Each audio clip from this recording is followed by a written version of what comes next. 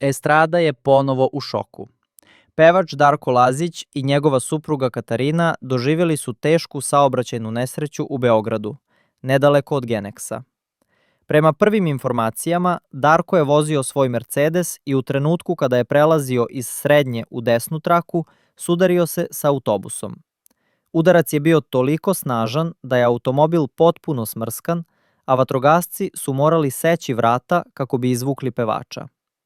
Darko i Katarina su hitno prebačeni u bolnice, on na Vojnu medicinsku akademiju, a ona u Zemunsku bolnicu. Darko je bio svestan, žalio se na bolove u glavi i imao je posekotine, dok je Katarina takođe zadobila povrede, ali su oboje van životne opasnosti. Svedoci nesreće navode da je guma sa Darkovog automobila odletela čak 70 metara.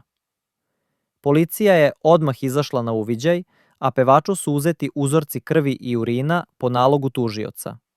Podsećamo, Darko iza sebe već ima niz saobraćajnih nezgoda, a najteži udes doživeo je 2018. godine kada je bio životno ugrožen.